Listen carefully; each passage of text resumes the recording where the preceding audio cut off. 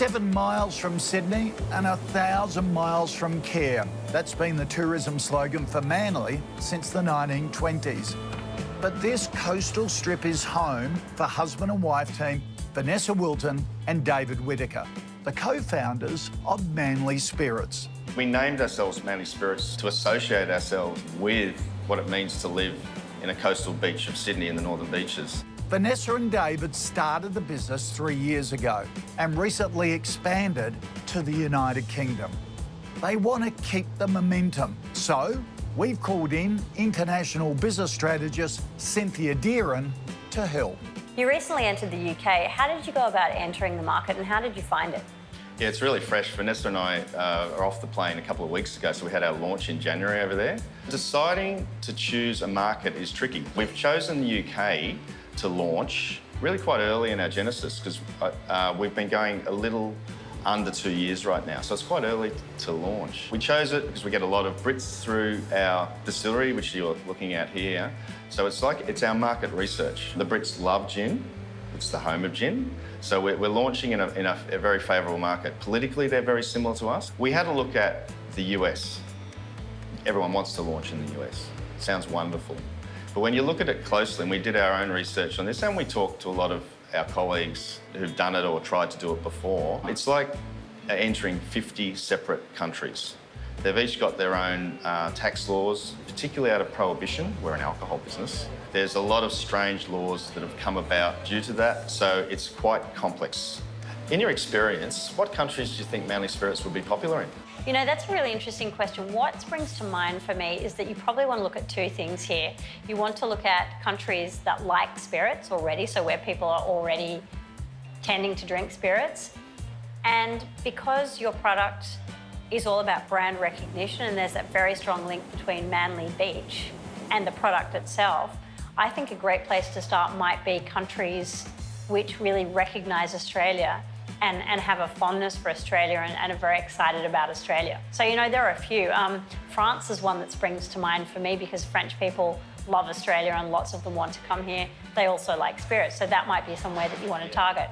But, you know, there are lots of other places and it's really just about working out, okay, well, what cultures like Australia and feel well disposed towards it and what cultures really like spirits. And I think when you can match those two things up, that's going to give you a good indicator of where you should think about. How have you found Manly Spirits as being received in the UK? Great so far. As I was talking about, they know the place. We've also got a lot of British connections. Our distiller, Tim Stone, is an Englishman. He used to work for a major gin company in the UK, so he's got loads of connections. I don't tell many people, but I was actually born in London. I was 3 when I came out here, so we've got a lot of friends and family over there. So that helps you get a good start by having those connections, gets your foot in the door in various places. But our general country relationship helps a lot too. There aren't too many Australian gins over there. There are a few that are paving the way, which is fantastic. This is the headquarters of Manly Spirits, a distillery serving up gins, vodkas and whiskies to Australia, the UK and potentially beyond. What research did you do or what professional advice did you seek before you decided to go to the UK? We did our own research mainly. Part of that was Vanessa and myself travelling around the world as part of putting together the business plan for Manly Spirits. A lot of our research came one-on-one with all the people we have flooding through this distillery because we open it up. This is our branding. It's like a cellar door at a winery, if you like. But it gives us the opportunity to talk to lots of people. Lots of tourists come through here. So we talk to lots of Americans, Brits, Europeans, etc.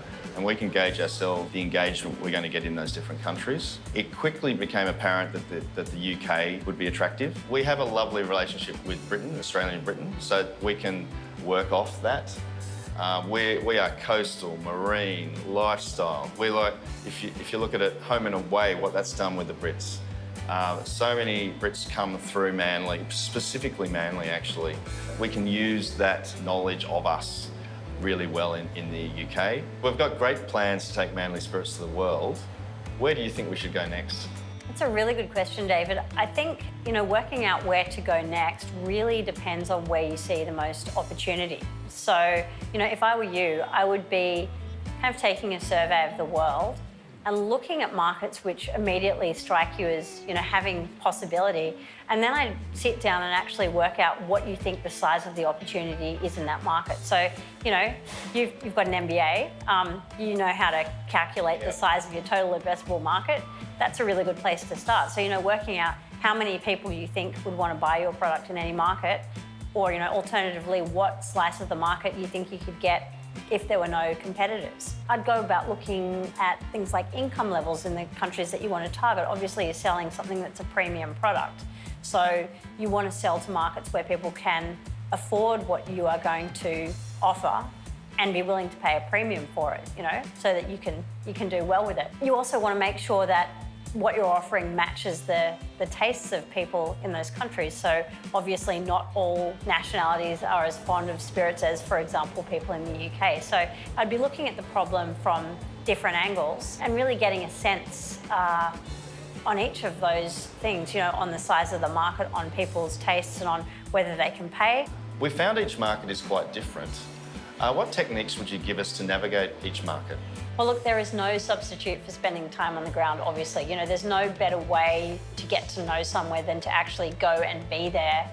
But obviously, when you're running a business back here and you've got other commitments across a couple of markets, that can become difficult. You can't go off and spend 6 months living in a new place to find out about it. As a very preliminary step, you can go and do your research. I like to talk to people about opening a culture file. So let's say you wanted to go and sell to Taiwan, for example, and you didn't know anything about Taiwan. You could get to know Taiwan vicariously, if you like. You could go and find out what podcasts there were about Taiwan. You could go and read Taiwanese books.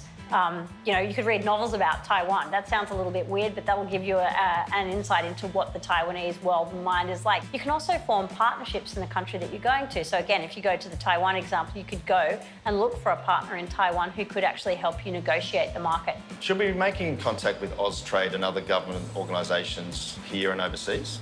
Oh, look, I think you can never make enough connections. So my advice when you're going global is that you talk to as many people as you can. So, if you're doing it in Australia, I'd suggest that you talk to Austrade and you talk to your state trade department. And then I'd also go to the government agencies of the markets that you want to target. So, for the UK, you might have already gone and spoken to UK trade. If you're going somewhere else, Hong Kong has got a trade department, Singapore has got a trade department, pretty much all the major players have got trade departments here. So as well as talking to the Australian representatives, I'd be talking to their counterparts in Australia, and I'd be doing the same process in the market that you're targeting. So, things to consider when navigating international markets. Work out the size of the opportunity in a new market. Look at income levels in countries you want to target. Make sure your offering matches the tastes of people in those countries. And, if you can, spend time on the ground and start making new contacts.